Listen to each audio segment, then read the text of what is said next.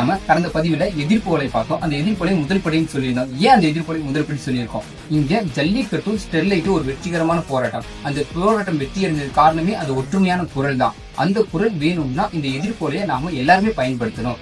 ஏன் பயன்படுத்துறோம் அப்படின்னா, இப்ப சமீபத்துல சித்திரை 1 வந்துச்சு. நம்ம வீட்டு பக்கத்துல ஒரு கோவில் இருக்கு. அந்த கோவில்ல ஆண்டு விழா நடந்தது. அந்த ஆண்டு விழால இறுதியில எல்லாருமே குழந்தைங்க எல்லாம் பாட்டு போட்டு ஆடினாங்க. அப்ப அவங்க எல்லாம் கேட்ட ஒரு பாடல் நான் ரெடிதான் வரவா, அந்த சாங் எல்லாருமே கேட்கறாங்க. அந்த பாட்டு போடும்போது அந்த ஸ்டெப் அப்படியே பாடுறாங்க. அந்த பாட்டுல நம்ம நோட் பண்ண வேண்டியதுன்னா, ஆரம்பத்துல இருந்து இறுதி வரைக்கும் சிகரெட் காட்சிங்கிறது ஒரு மிகப்பெரிய ஒரு ஆட்டிடியூடான ஐக்கானா இருக்கும். அப்ப அந்த காட்சியை கண்டிப்பா குழந்தைகள் பார்த்திருப்பாங்க. எப்படி அந்த ஸ்டெப்பை ஆடுறாங்களோ அதே மாதிரி அந்த காட்சியும் அவங்க மனசுல பதிஞ்சிருக்கும். அதை எப்ப வெளிப்படுத்துவாங்கன்னா, அவங்களோட வளரக்கூடிய பருவத்துல வளரக்கூடிய ஸ்டேஜ்ல அவங்க சூழல் மாறும்போது கண்டிப்பா அதுக்கு அதை வெளிப்படுத்த சூழல் அவங்களுக்கு அமையும். அப்ப இதை நாம எதிர்க்கணும். இதை எதிர்க்கிறதுக்காக தான் நம்ம எதிர்ப்போலையை நம்ம கொண்டு வந்திருக்கோம்.